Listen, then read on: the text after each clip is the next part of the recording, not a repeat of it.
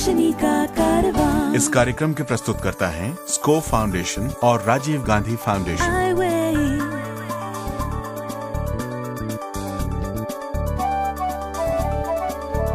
ये है रोशनी, रोशनी, रोशनी का कारवां। रोशनी जो करती है अंधेरे को दूर, रोशनी जो लाती है दिल में नूर, रोशनी जो दिखाती है रास्ता। ये है रोशनी का कारवां। आदाब, नमस्कार। मैं हूं अरशद इकबाल और मैं हूँ सलीमा रजा और आप सुन रहे हैं अपना जाना पहचाना प्रोग्राम आई वे, यह है रोशनी का कारवां। जी, किसी मुल्क की सबसे बड़ी पूंजी उसकी नौजवान पीढ़ी होती है, जिसमें सभी शामिल होते हैं। अरशद जी हाँ, यानी कि मैं बहुत बड़ी पूंजी हूँ। जी, आप क्या कहना चाहते हैं कि मेरी जो पूंजी है वो सर्फ हो चुकी है? ऐसा बिल्कुल नहीं। हाँ। मैं तो सिर्फ आपकी बात को और जिला दे रहा था। अच्छा। और वजन दे रहा था। जी जी जी। इन्हीं नौजवानों की कोशिशों की वजह से कोई भी मुल्क बेहतरी और तरक्की के रास्ते पे चल पड़ता है। बिल्कुल ठीक कहा अरशद। जर्मनी, जापान और कोरिया जैसे मुल्कों की तरक्की में इन नौजवानों का अहम रोल रहा है और इन नौजवानों ने ही अपनी शोबे में, हर शोबे में, अपने डिपार्टमेंट में अपनी मौजूदगी दर्ज कराई है। Frankly it's the young that keep the earth spinning. सही, बिल्कुल बजा फरमाती हैं आप। तो दोस्तों, आज हम ऐसी ही एक दिलचस्प महिला यानी खातून यानी कि लेडी से आपकी मुलाकात करवाते हैं, जिनका नाम है सिप्रा दास। सिप्रा जो कि एक प्रोफेशनल फोटोग्राफर हैं। अपने 25 साल फोटोग्राफी के करियर के दौरान इन्होंने दृष्टिहीन लोगों की जिंदगी से जुड़े हुए इमेजेस यानी कि उनकी जिंदगी के मुख्तलिफ हिस्सों को अपने कैमरे में बड़ी खूबसूरती से कैद किया है। और इन्हीं दिलचस्प कामों पर तफसील से बातचीत करेंगे हमारे अपने साथी जॉर्ज इब्राहिम।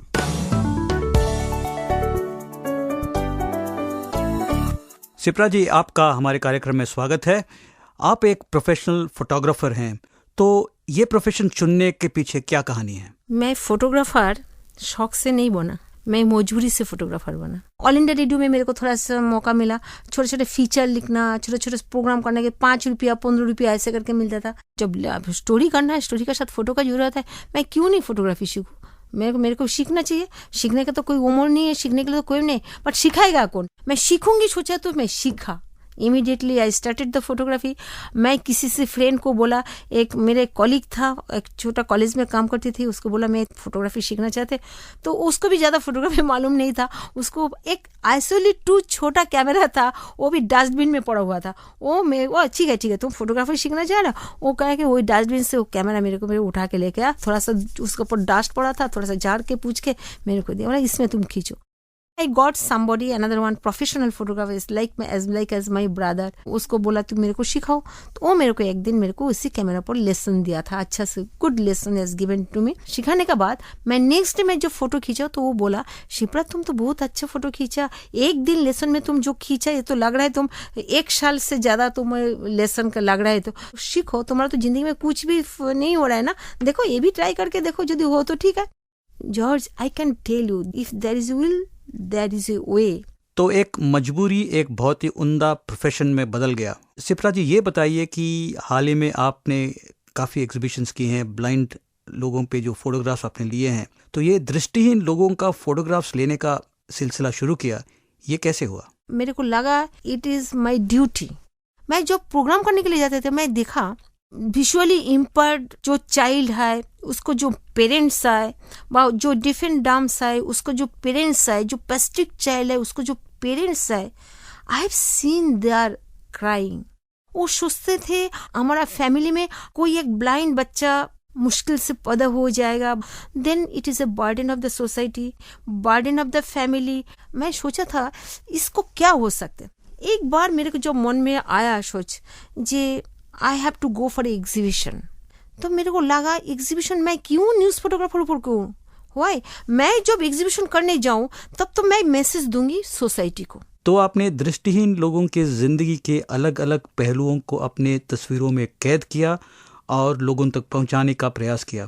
तो ये बताइए सिप्रा कि कौन कौन से सब्जेक्ट्स पे आपने फोटोग्राफ्स लिए? अरे हर एक फोटोग्राफ से हमारा न्यूज़ है। मेरे को कहीं ने बोला जी आपका एग्जीबिशन में एक भी फोटोग्राफ्स में कैप्शन का जरूरत नहीं है, हर एक फोटोग्राफ्स में कुछ बात है, कुछ कथा है। एक फोटोग्राफ्स है जैसे all blind children going to the school in a fog morning, अपना को तैयार करने के लिए they are going for the hope. Husband wife, just a normal person, normal husband wife. After that dissing the wife can say, "Dekho how I'm looking good." Then husband says, "It's good." If any problem, then he said, "Okay, you put it here, you can put like that." Can't speak. It is can be normal as normal. Husband wife both cannot see. Non husband wife बाहर जाने के लिए तैयार हो रहा है, तो जो wife, she is a blind, husband also blind, तो wife choosing a bindi to wear the bindi, and she wear the bindi, and इन बिंदी पहनने का बाद वो अपने आप खुद बिंदी लगाया. इसके बाद उसको husband को बोला, "जे हम बिंदी is okay." Then husband also blind and touch it and test it, is it okay or not. This is the expression he is expressing. He can do all the thing as normal. तो शिप्रा जी, ये आप ग्रामीण इलाके में भी photographs लिए हैं, उसके बारे में थोड़ा बताइए. जैसे मैं एक फोटो खींचे थे, there is one shepherd boy, morning बैल बकरियों को लेके जाते, सुबह शाम को लेके आ जाते, आंखों में उसको दिखने नहीं आता, बट मैं देख रहा वो मुंह में एक साउंड कर रहे थे. वो साउंड से हमें लगा पूरा बकरी, पूरा जो शीप्स है, जस्ट फॉलो हिम, उसको जरा फॉलो करके जा रहा है. तो कितने कॉन्फिडेंस है दोस्तों जी.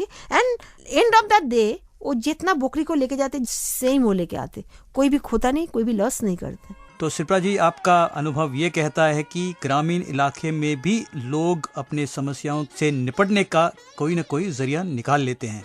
So that's very nice. चलिए अभी एक गाना सुनते हैं. आपने कहा था कि आप रविंद्रनाथ टैगोर के फैन हैं और रविंद्र संगीत सुनना चाहते हैं, तो हमारे पास एक गाना है किशोर कुमार के आवाज में, तो सुनते हैं. যদি তোর ডাক শুনে কেউ না আসে তবে একলা চলো রে, যদি তোর ডাক শুনে কেউ না আসে তবে একলা চলো রে, তবে একলা চলো একলা চলো একলা চলো একলা চলো রে, তবে একলা চলো একলা চলো একলা চলো একলা চলো রে, যদি তোর ডাক শুনে কেউ না আসে তবে একলা চলো রে.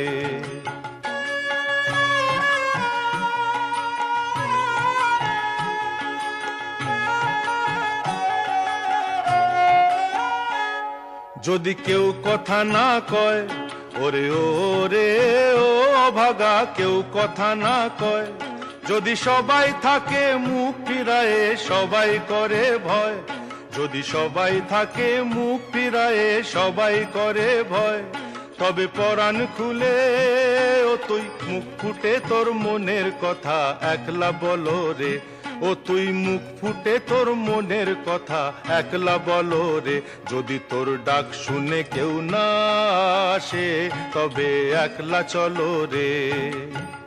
तो ये सुंदर गाने के बाद हम एक आखिरी सवाल आपसे पूछना चाहेंगे.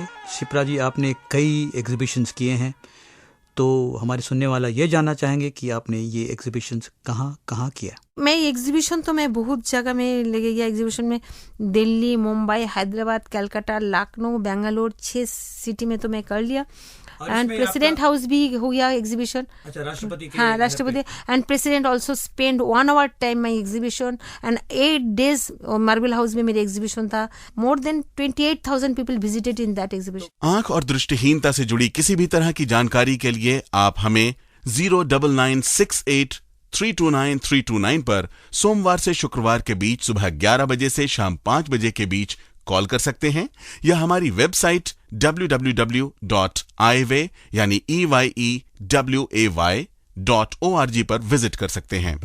मैं नरेश यादव, मैं लखनऊ उत्तर प्रदेश का रहने वाला हूं और मैं पिछले 5 वर्षों से HIV के साथ में जी रहा हूं. मुझको अपने HIV स्टेटस के बारे में सही समय पे पता होता तो शायद मेरी पत्नी आज HIV पॉजिटिव ना होती.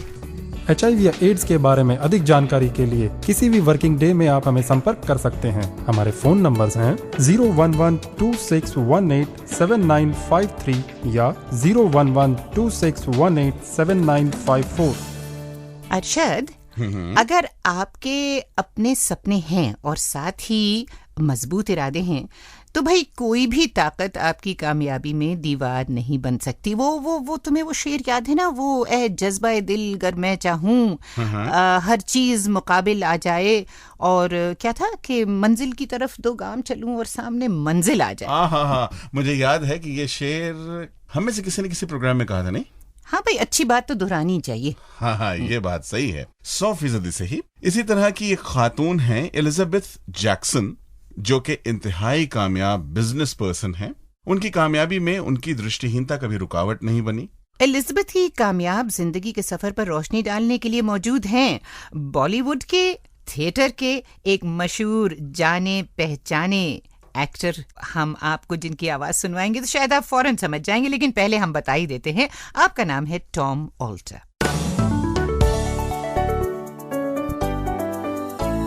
एलिजाबेथ जैक्सन, जिनके अटूट आत्मविश्वास और दृढ़ संकल्प को देखते हुए आपको ऐसा महसूस होगा कि जीवन में कुछ भी पाना असंभव नहीं।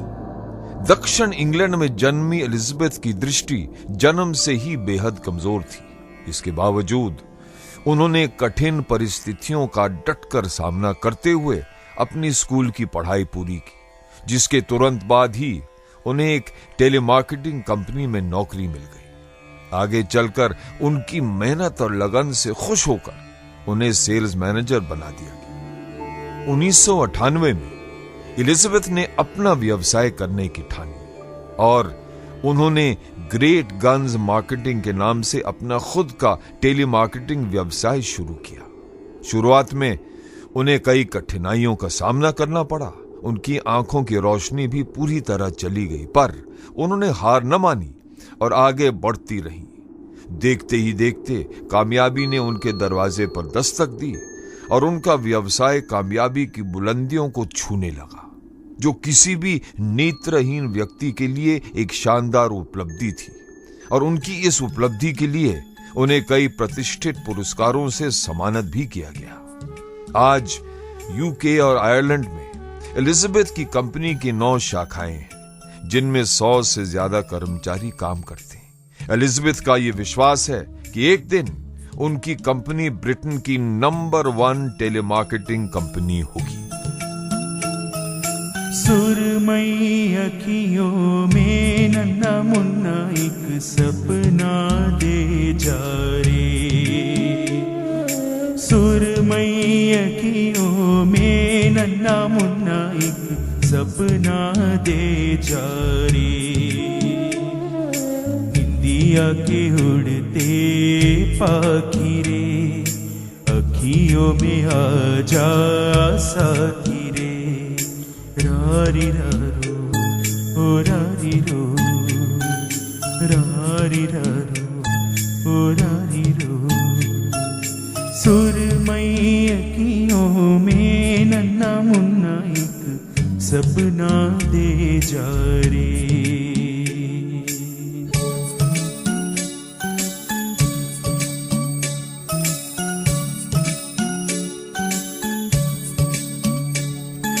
सच्चा कोई सपना दे जा, मुझको कोई अपना दे जा। अनजाना सा मगर कुछ पहचाना सा, हल्का फुल्का शबनमी रेशम से भी रेशमी। सुरमई अखियों में नन्ना मुन्ना एक सपना दे जा रे। निंदिया की उड़ते पाखी अखियों में आ जा साथी रे। रारी रारो। अभी जो गीत आपने सुना उसे गाया है बेंगलोर के स्कूल के एक बच्चे ने, जो जन्म से ही दृष्टिहीन है। भाई, इन्हें संगीत का बेहद शौक है और वो अक्सर शोज में गाते रहते हैं। हमने, आपने, सबने ही एंजॉय किया इन्हें। भाई, मैं तो अपने सुनने वालों को ये भी याद दिलाना चाहता हूँ कि अगर वो दृष्टिहीन हैं और गीत संगीत का शौक रखते हैं तो अपने स्टूडियो रिकॉर्डेड सीडीज या कैसेट्स हमें भेज सकते हैं और हमारे पैनलिस्ट को वो सुनाया जाएगा। अगर वो अप्रूव करते हैं तो इसी प्रोग्राम के जरिए विविध भारती के 29 यानी 29 स्टेशंस पर उनकी आवाज सुनी जा सकेगी। देर किस बात की है दोस्तों, लेट्स डू इट। हर बुधवार की शाम 9 बजे विविध भारती के इसी स्टेशन पर आप सुन सकते हैं बोले तो आए वे ये है रोशनी का कारवां। शेक्सपियर ने कहा था, the world is a stage and we but actors on it. Arshad, आज जो हमारे साथ मौजूद हैं अहमदाबाद में स्थित ब्लाइंड पीपल्स एसोसिएशन के प्रिंसिपल मिस्टर जासूभाई कवि हैं, जो दृष्टिहीन लोगों को कुछ इंटरेस्टिंग फैक्ट्स बता रहे हैं थिएटर परफॉर्मेंसेस के बारे में। भाई, एक्टिंग के साथ साथ जसूभाई ये भी बताएंगे कि अदाकारी के क्या क्या फायदे हैं और किस किस तरह से दृष्टिहीन कलाकारों को डायरेक्ट किया जाना चाहिए या निर्देशित किया जाना चाहिए, और इन तमाम मुद्दों पर बात करेंगी हमारी साथी गुनीत सेठी।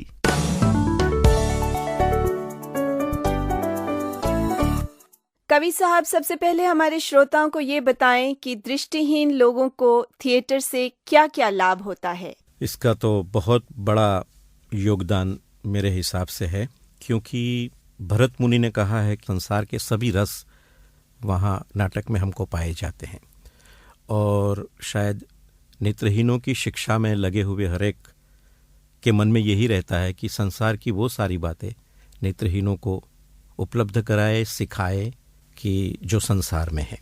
हवा में कैसा उड़ा जाता है। अगर अपने घर के दूसरे या तीसरे मंजिले पर आप बैठे हो और खिड़की में से देखना है नीचे क्या हो रहा है, तो वो किस तरह से देखा जाता है, उसका उस वक्त कैसी बॉडी बनती है, बॉडी का जेस्चर पोस्चर कैसा बनता है, ये सारी बातें नाटक के माध्यम से हम ये सारी बातें दिलचस्प तरीके से हम बच्चों को सिखा सकते हैं।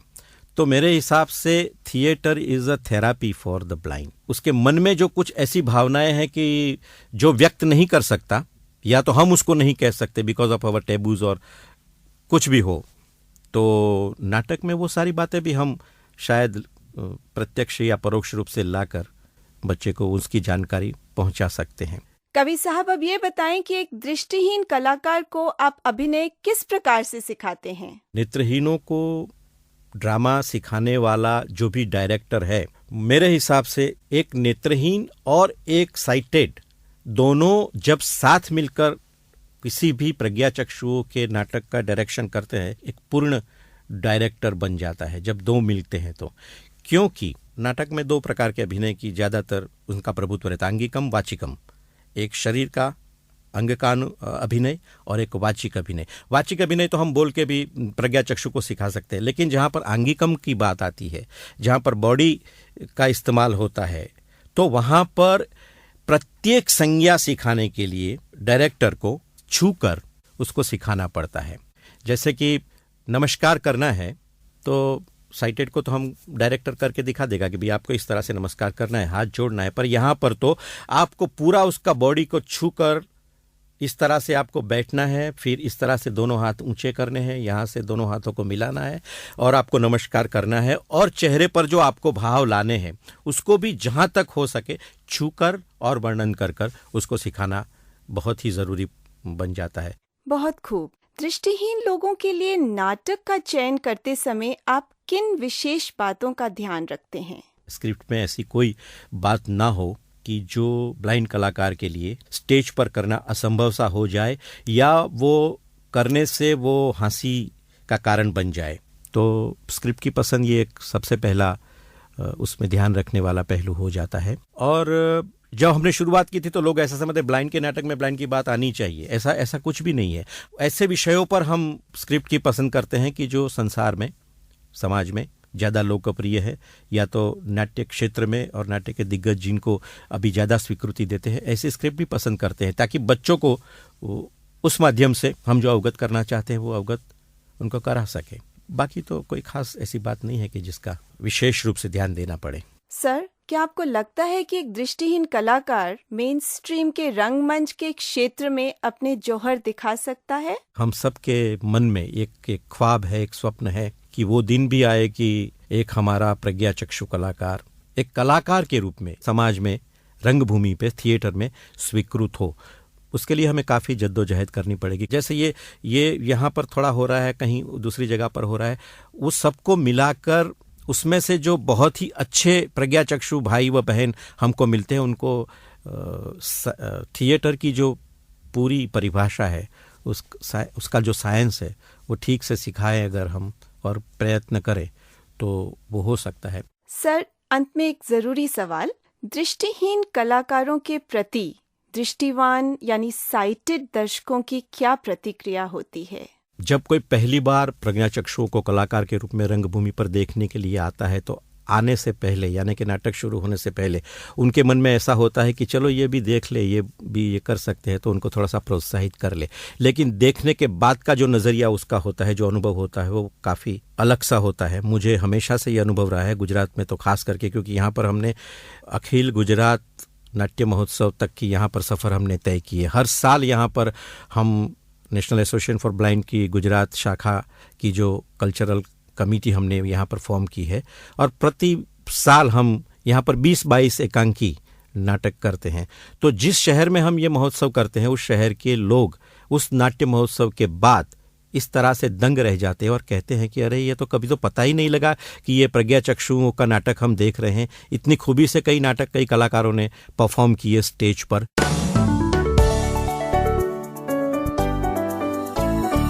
आंख और दृष्टिहीनता से जुड़ी किसी भी तरह की जानकारी के लिए आप हमें 09968329329 पर सोमवार से शुक्रवार के बीच सुबह 11 बजे से शाम 5 बजे तक कॉल कर सकते हैं, या हमारी वेबसाइट www.iway यानी EYEWAY.org पर विजिट करें। देखो दीवानों क्या मस्त मस्त है समा, जो है अभी है ये वक्त वक्त फिर कहाँ। देखो दीवानों क्या मस्त मस्त है समा, जो है अभी है ये वक्त वक्त फिर कहाँ। नई रात होगी, नई बात होगी, नए कल को आओ करें हम सलामे सलामे सलामे कर ले सलामे सलामे सलामे सलामे कर ले सलामे। देखो दीवानों क्या मस्त मस्त है समा, जो है अभी है ये वक्त वक्त फिर कहाँ। नई रात होगी, नई बात होगी, नए कल को आओ करें हम सलामे सलामे सलामे कर ले सलामे। मैं नरेश यादव, मैं लखनऊ उत्तर प्रदेश का रहने वाला हूं और मैं पिछले 5 वर्षों से HIV के साथ में जी रहा हूं। HIV पॉजिटिव होने के बाद भी स्वस्थ एवं सहज जीवन जिया जा सकता है, सही दवाइयों के आधार पे, सही जानकारी के आधार पे। HIV या एड्स के बारे में अधिक जानकारी के लिए किसी भी वर्किंग डे में आप हमें संपर्क कर सकते हैं 01126187953 या 01126187954। अर्शद, तुम अपने सुनने वालों को खुश देखना चाहते हो ना? लो कर लो बात, मैं ऐसा कब चाहूंगा कि नहीं अच्छा, देखूं। तो फिर परेशान क्यों कर रहे हो उन्हें? क्यों, मैंने क्या किया? भाई, हमारे सुनने वालों को इस बात की परेशानी जरूर हो रही होगी कि हम सिर्फ सवाल ही पूछ रहे हैं, ना तो जवाब बताते हैं और ना ही इनाम पाने वालों के नाम। भाई, तो देर किस बात की है, आज ही से शुरू कर देते हैं। दोस्तों, हमने अपने पहले एपिसोड में पूछा था कि फिल्म फना में दृष्टिहीनता की भूमिका निभाने वाले किरदार का क्या नाम था, और सही जवाब है जूनी बेग। 1, 2, 4, 7, अरे भाई बेशुमार सही जवाब आए हैं अरशद।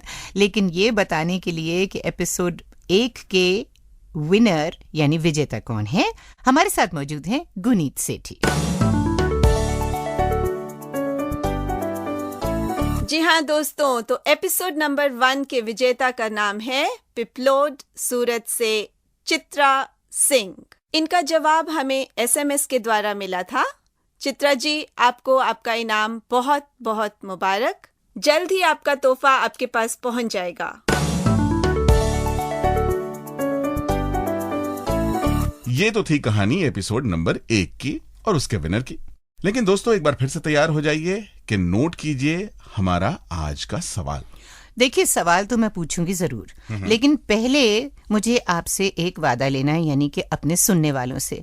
मैं अपने सुनने वालों से ये कहना चाहूंगी कि आप पूरे जोश और खरोश से हमारे कॉन्टेस्ट में हिस्सा लें। अगले विनर आप ही हो सकते हैं। तो ये रहा हमारे एपिसोड 7 का सवाल।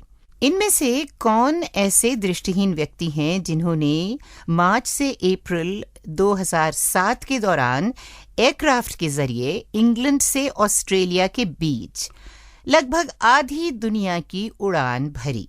उनके इस जांबाज कारनामे को मीडिया ने भी कवर किया। हमारा ऑप्शन है, जरा गौर से सुनिए, A Miles Hilton Barber, B Louis Braille, C Helen Keller और डी रविंद्र जैन।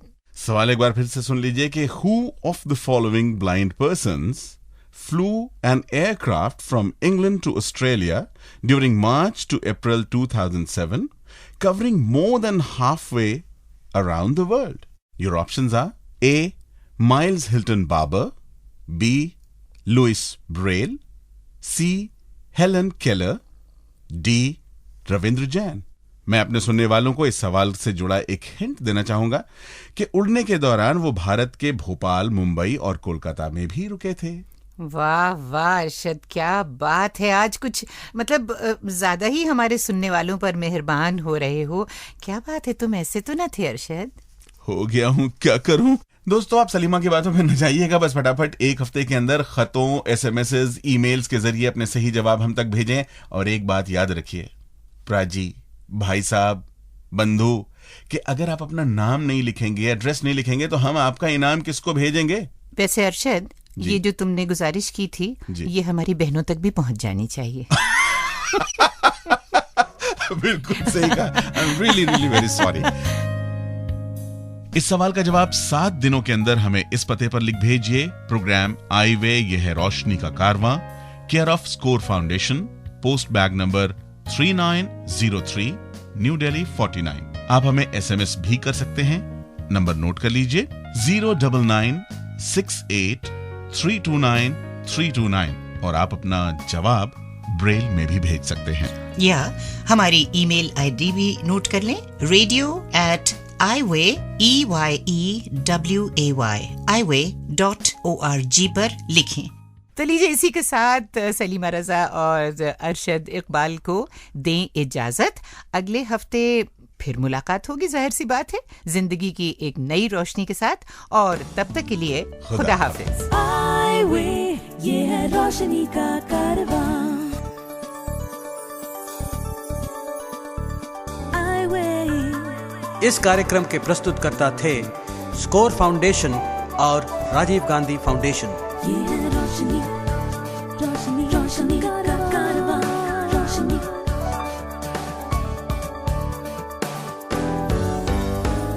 आई वे, ये है रोशनी का